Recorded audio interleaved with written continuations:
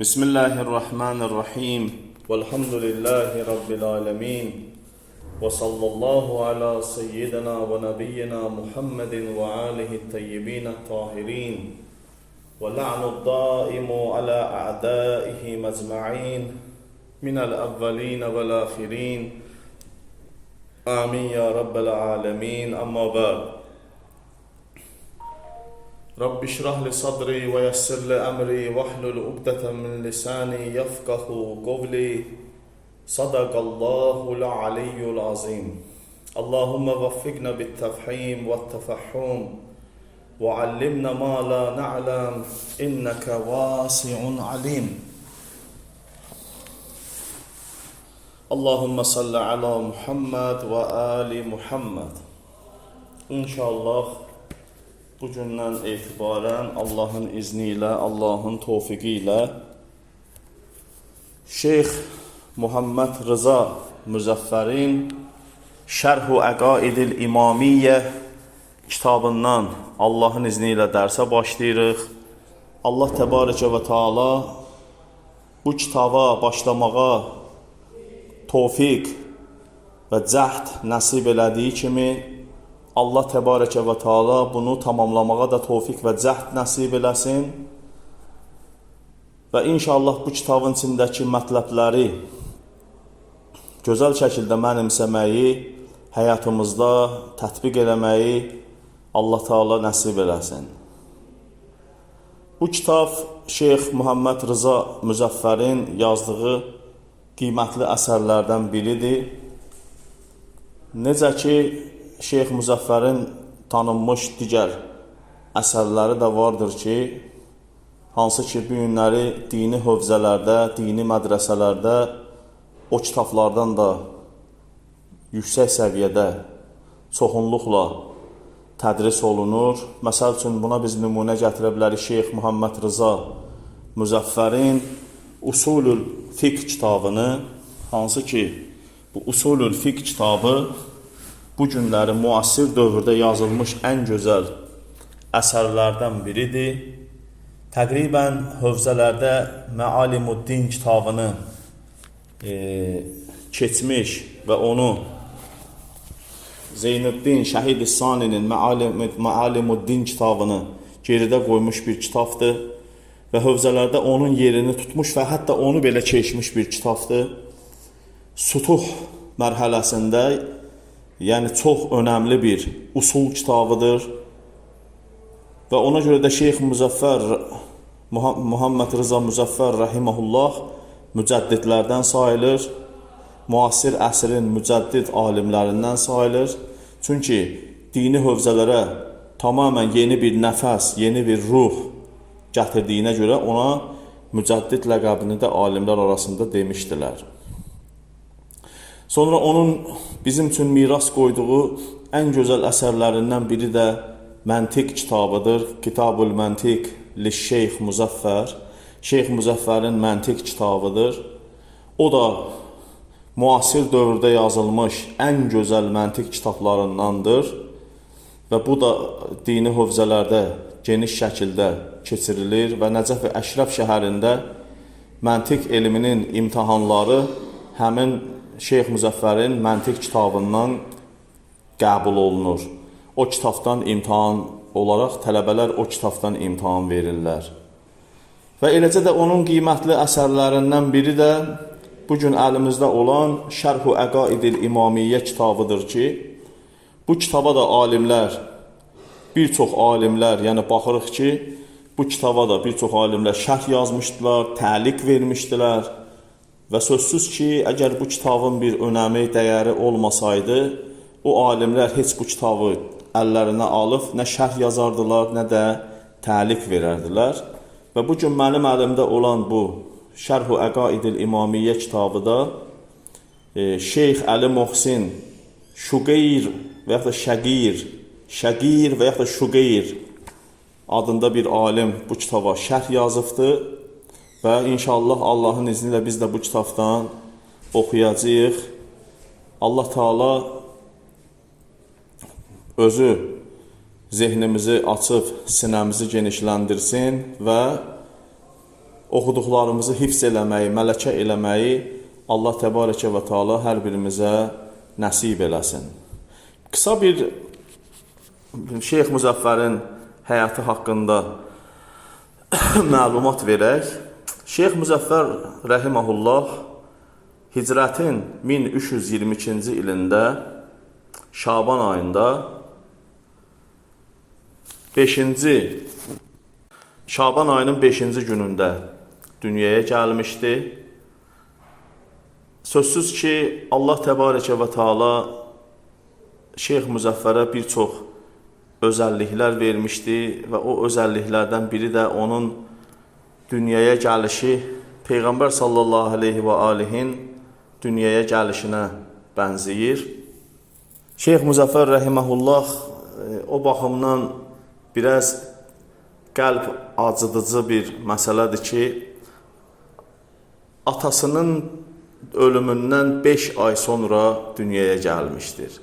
Yəni, ana bətnində olarkən atası dünyasını dəyişmişdi və Şeyx Müzəffər atasının ölümündən 5 ay sonra dünyaya gəlmişdi. Peyğəmbərimiz kimi ki, Peyğəmbərimiz də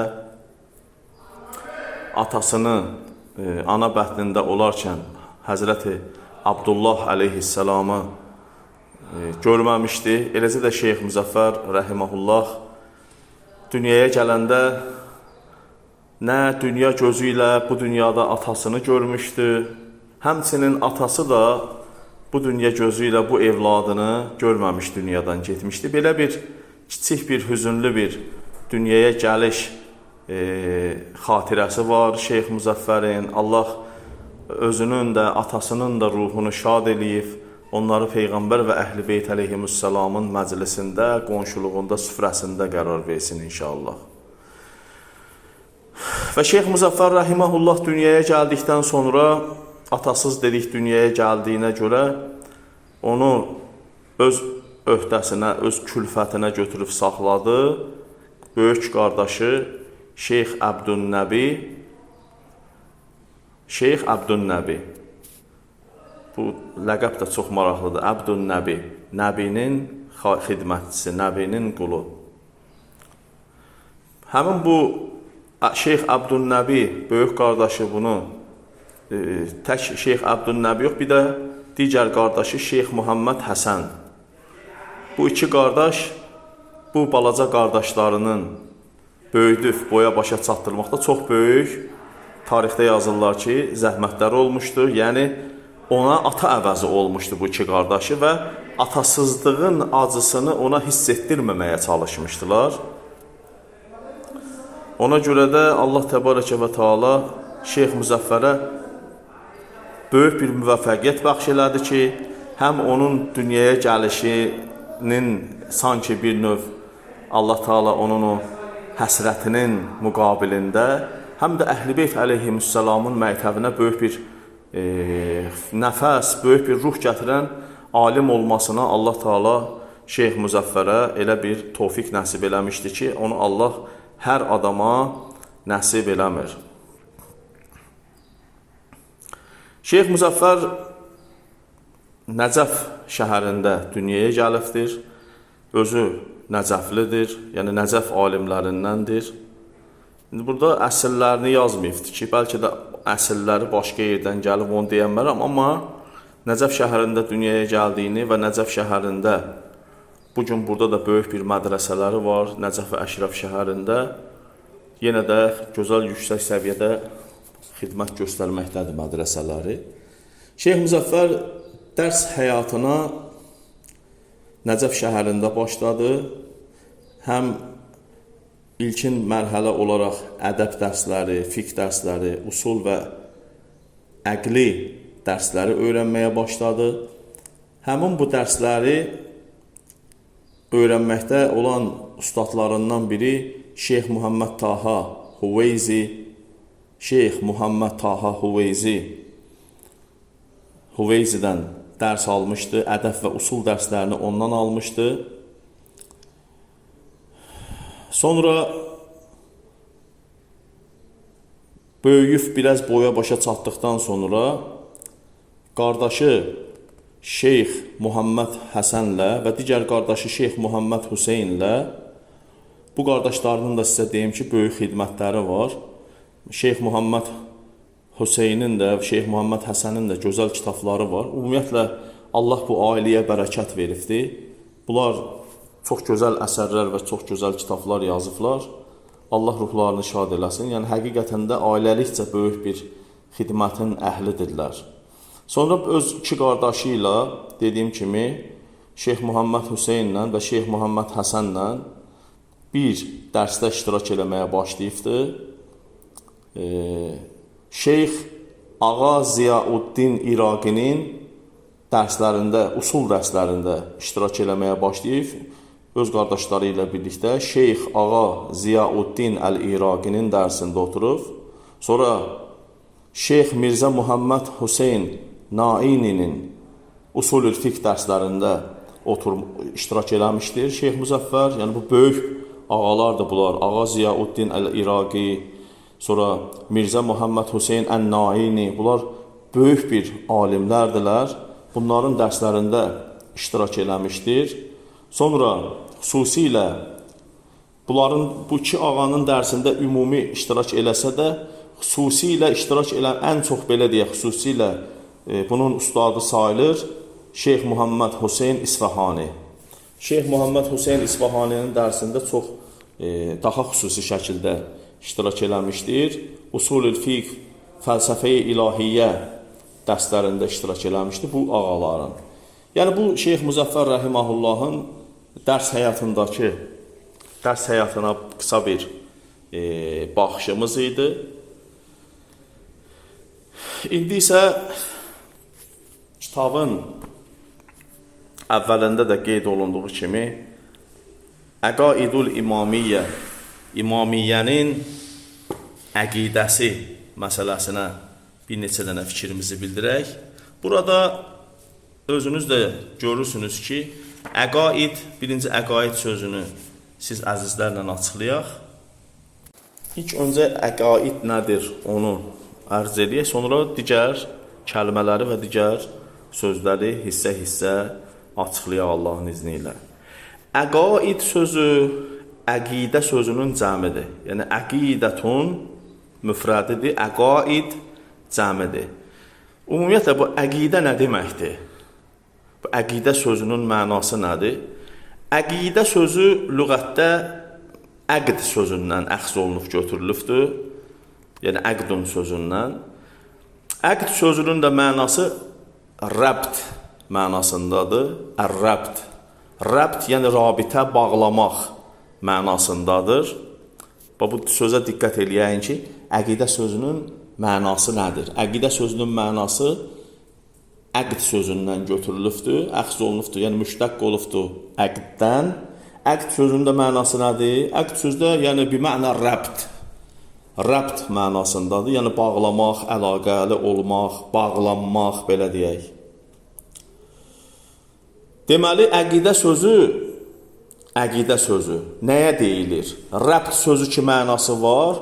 Deməli, əqidə sözü deyilir o şeyə ki, hansı ki, o şeylər sənin zehnində olan o məlumatlar ki var, diqqət edək bizim zehnimiz bir məlumat bazasıdır. Bizim zehnimizdə çoxlu məlumatlar var. Bizim zehnimizdə hifz elədiyimiz çoxlu bilgilər var. Amma o bilgilərin içərisində insanın qəlbi hansılarla rəbt edirsə də, yəni insanın qəlbi hansına bağlanırsa da və o məlumatların içində tərəssəxət, köklü hala gəlib qəlbi canında gedib ona bağlanırsa da, ona deyərlər, insan həmin şeyə, həmin məlumata əqidə elədi. Deməli, əqidə təhsinə bir şeyi bilmək demək deyil. Bizim zehnimizdə bildiyimiz çox şey var. Haqq bildiklərimiz də var, batil bildiklərimiz də var bizim zehnimizdə, yanlış bildiklərimiz də var, doğru bildiklərimiz də var. Zehnimizdə məlumat çoxdur. Neçə cürə növə bölünən zehnimizdə məlumatlar var.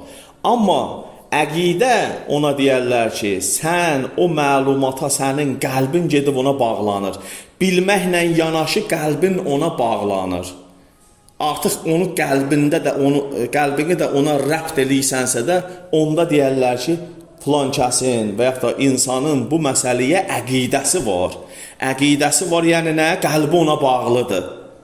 Bax, əqidə bu deməkdir, gözəl insanlar. Amma o məlumatlar ki, zehnimizdə var, qəlbimiz gəlib ona bağlanmayıbdır, lə yüsəmmə əqidətən. O məlumatlar əqidə adlanmaz. Aydın oldu? Ta ki, qəlb gedib ona neynəmincə, rəbt eləyib, bağlanmayınca. Və kitabın əvvəlində də gördüyümüz kimi nə deyir? Şərhu əqaidil imamiyyə. Əqaid sözünü izafət elədi imamiyyəyə. İmamiyyənin əqidələri, imamiyyənin əqidəsi. İmamiyyənin əqidəsi, əqidə sözünü açıqladıq. İndi bu da imamiyyəyə niyə nisbət verir Şeyx Müzəffər rəhiməhullah? Ona görə ki, bu günləri əqaid çoxdur. Bu günləri dünyada, İslam aləmində çoxlu əqidə əsasları var. Bunların içində yanlış olanları da var, bunların içində səhv olanları da var, bunların içində haqq olanları var, bunların içində batil olanları var. Bunların içində elələri var ki, prinsip əsası ilə doğrudur, amma müqəddimələri batildir. Elələri var ki, özü batildir, amma müqəddimələri doğrudur. Yəni, qarışıqlıq var bu əqidə məsələsində. Ona görə bütün bu qarışıqlıqlardan, bütün bu yanlışlıqlardan əqidəni aram etmək üçün, əqidəni tam saf şəkildə təqdim eləmək üçün, hansı əqidədən danışdığını bildirmək üçün əqaid sözünü imamiyyə sözünə nisbət verdi. Dedi, əqaidul imamiyyə. Niyə? İmamiyyə sözü də imam sözündəndir. Axırındakı o iyyəh ki deyirik, o ismun nisbətdir. Yəni, bu əqaidin imamlara nisbət verilməsini bildirir ki, yəni bu elə-belə əqidə deyil, bu ümumi əqidə deyil, bu hamının ortalıqda olan əqidəsindən deyil. Bu, Allah Rəsulunun əhl-i beytindən olan imamların göstərdiyi əqidə üsulları və metodlarıdır. İmamiyyəyə bunu nisbət verdi Şeyx Müzəffər rəhiməhullah. Nəyə görə imamiyyəyə nisbət verdi və həqiqətən də bütün bu əqidə usullarının içində usulul əqaid elmindən məşğul olan bütün o dünyada və İslam aləmində bu usul mövzusunun ən safı, ən haqqı, ən təmizi Əhl-i Beyt əleyhissalamın əqidəsidir və ona görə də kitabının adını onlara nisbət verdi və 2 dənə də hədisi zikr eləyək ki, niyə imamiyyənin əqidəsini biz əsas götürməliyik? Yəni, buna bizim bir dəlilimiz varmı? Bəli. Dəlilimiz gəlir təkidlə İmam Muhammed Baqir əleyhissalamdan ki, İmam Muhammed Baqir əleyhissalam buyurur ki, Kullu ma ləm yəxruc min həzəl beyt fəhuvə batilun. Hər bir o məsələ ki, hər bir o şey ki, İslam aləmində bu evdən çıxmır, bu evə əsaslanmır, o batildir. Bu evdən çıxmır sözündən İmam Baqir əleyhissalam Əhl-i Beytin evinə işarə eləyir. Yəni, Əhl-i Beytin evindən çıxmayan məariflər və elmlər İmam Muhammed Baqir əleyhissalam buyurur ki, batildir. Əgər sağlam əqidə axtarışında kimsə varsa, kimsə sağlam əqidənin, sağlam inancın, sağlam və dəqiqliyə söykənən elmin axtarışındadırsa, İmam Muhammed Baqir əleyhissalam deyir ki, o bu evdən çıxır. Bu bir hədis. İkinci bir hədisdə yenə İmam əleyhissalatu vesselam buyurur ki, şərqən və qərbən və yaxud da bəzi nüsxələrdə şərrəqən və qərrəbən fələ təcidani ilmən səhihən İllə xərəcə min indinə əhləl beyt əleyhimussalam. İmam buyurur ki, nə şərqdə, nə də qərbdə heç birində səhih və doğru elm tapa bilməzsiniz, yalnız və yalnız biz Əhl-i Beytin yanında tapa bilərsiniz. Yəni bizim dildə ədəbi tərcüməsi hədisin belədir. Səhih elmləri yalnız və yalnız biz Əhl-i Beytin yanında tapa bilərsiniz. Biz olmadan nə şərqdə, nə qərbdə heç vaxt səhih elmlərə gedib yetişə bilməzsiniz. Bir hədisdə də İmam Cəfər Sadiq əleyhissalam buyurur ki, La yu'rafullah illa bimərifətina. Allah yalnız bizi tanımaqla tanınar. Yəni bizi tanımaqla siz Allahı tanıya bilərsiniz ki, həqiqətdə Rabbul aləmin olan Allah kimdir? Həqiqətdə xaliq olan Allah kimdir? Onu bizi tanımaqla tanıya bilərsiniz. Yəni burada imam Allahı bizi tanımadan tanıyanmazsınız sözünün mənasını açıqlayır ki, naqis tanıyacaqsınız bizsiz. Yanlış tanıyacaqsınız bizsiz. Bəli, Allahı tanımaq bütün insanların fitrətində qoyulmuşdur. Hər bir insan, hər bir doğuluş fitrətən Allahı axtarır. Hər bir doğuluş fitrətən Allah axtarışındadır. Amma o axtarış yanlış yollara sapır. O axtarış yanlış yollara gedir. Ona görə imam buyurur ki, bizi tanımadan Allah tanınmaz. Yəni bizsiz Allahı doğru düzgün tanıya bilməzsiniz. Və elə məhz bu baxımdan da Şeyx Müzəffər Rəhiməhullah kitabın adını qoyanda, yəni bu bir fənni bir əməldir ki, burada bir fənn işlətdi. Şeyx Müzəffər dedi, Əqaidul İmamiyyə, İmamiyyənin əqidə əsasları, İmamiyyənin əqidələri. Ona görə də Allah Teala bizi İmam Baqir əleyhissalamın dediyi kimi o evdən faydalanmağı, o evdən məlumatları əxz eləməyi hər birimizə inşallah nəsib eləsin. Bir neçə kəlmə də bu əqaid elminin fəziləti haqqında deyim. Müqəddimə olaraq söhbətimi tamamlayacağım inşallah və gələn dərsimizdə daha birbaşa kitabdakı mətləblərdən istifadə eləməyə başlayacağıq Allahın izni ilə. Əşrəfül ulum, elmlərin ən şərəflisi elmul əqaiddir. Bunu yadımızda saxlayaq. Niyə? Elmlərin ən fəzilətlisi elmul əqaiddir. Ona görə ki, hər bir elmin qiyməti, hər bir elmin dəyəri, fəziləti onun mövzusu ilə bilinir. Yəni, hər bir elmin qiyməti mövzusu qədəri ilədir. Məsəl üçün, nəhv elminin qiyməti mövzusu qədərindədir. Elmun nəhvin mövzusu nədir? Kəlimə. Kəlimə nədir? İsim, feil, hərf. Misal üçün. Nəhv elminin dəyəri, qiyməti mövzusu qədəridir. Mövzusu budur. Deməli, nəhv elminin də elə qiyməti, dəyəri mövzusuna görədir. Eləcə də məsəl üçün digər elmlər olsun. Digər elmlərin də qiyməti onun mövzusuna görədir. Əqaid elminin mövzusuna biz və bunu da qeyd edeyim ki, elmul əqaid də deyirik, biz buna elmul kəlam da deyirik. Yəni burada əqaidlə kəlam bir şeydir, nəfsü şeydir. Yəni elmul əqaid və yaxud da elmul kəlam eyni şeydir. Kəlam elmi, əqidə elmi eynidir. Burada əqaid elminin biz mövzularına baxdıqda, onda biz əqaid elminin dəyərini, qiymətini, fəzilətini ölçməyə çalışacağıq ki, bunun qiyməti nə qədərdir? Niyə əşrəfül ulumdur? Min beynəl ulum. Elmlər arasında ən şərəfli elm əqidə elmidir. Niyə? Ona görə ki, bir onun gəlib mövzusuna baxaq. Nədən ibarətdir bu kəlam və əqidə elminin mövzusu? İbarətdir nədən? Ət-təvhid.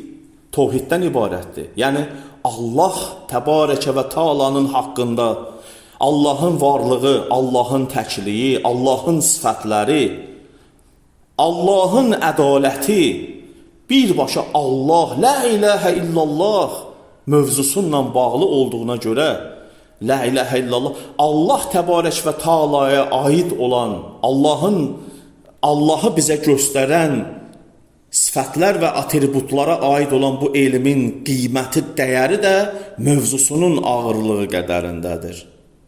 Sonra bu elmin mövzusu nədir? Nübüvvət. Ən-nübüvvətul am və nübüvvətul xas. Ümumi nübüvvət və xüsusi nübüvvət. Ümumi nübüvvət, yəni bütün bu günə qədər Həzrət Adəm əleyhissalamdan gələn peyğəmbərlər və xüsusi nübüvvət Nəbiyyuna Muhammed sallallahu aleyhi və səlləmdir. Peyğəmbərimizdir. Onun həyatı, onun missiyası, onun nübüvvəti və onun nübüvvətinin Allah tərəfindən olmasının dəlilləri, peyğəmbərlərin Allah tərəfindən göndərilməsinin dəlilləri, onların cəmiyyətdəki ehtiyacı, yəni cəmiyyətin, varlıq aləminin, insan evladının peyğəmbərlərə möhtaclığı, onun dəyərlərini açıqlayan əqaid elmidir. O mövzu nə qədər mühümdürsə də, əqaid elmi də o qədər mühümdür. Sonra imamət mövzusu, imamətul am və imamətul xas eyni nübüvvət kimidir. Ümumi imamət və xüsusi imamət. Ümumi imamət odur ki, Allah bəzi peyğəmbərlərin də içindən imamlar təyin eləmişdi. Məsələn, İbrahim əleyhissalam kimi, inni cailuka linnasi imamə. Xüsusi imamət Həzrəti Muhammed Mustafa sallallahu aleyhi və aleyhdən sonra onun ümmətini idarə eləyib Allah tərəfindən təyin olunmuş məsum imamlar. Xüsusi imamət, yəni bu mövzu dəyəri nə qədərdirsə, elmul kəlamın, elmul əqaidin də dəyəri o qədərdir. Məat mövzusu nə qədər mühüm bir mövzudur məat mövzusu. Əgər Allah bu varlıq aləminə bir dənə həyat vermişdisə də, Allah bu həyatı sonunda söndürmək üçün verməmişdi. Bunun dəlillərini biz əqaid elmində araşdırırıq, öyrənirik ki, Allah bu həyatı axırda söndürmək üçün yaratmamışdı. Əgər biz bu dünya aləmində bu həyatın davam etdiyini görürüksə də, bu dünyadan da sonra bu həyatın davam elədiyinin dəlillərini biz əqaid elmində öyrəndik və adını qoymuşuq məat. Məat yəni qayıdış. Ölümdən sonraki həyat, yeni bir həyata qayıdış. Məat nə deməkdir? Qayıtmaq. Əgər yox olmaq nə deməkdir? Getmək, aradan getmək. Amma görürsünüz adı nədir məadın? Qayıtmaq. Nəinki yox olmaq, əksinə sən yenidən həyata qayıdırsan, yenidən doğuluş, yenidən həqiqi həyatın anlamını, mənasını bilmək.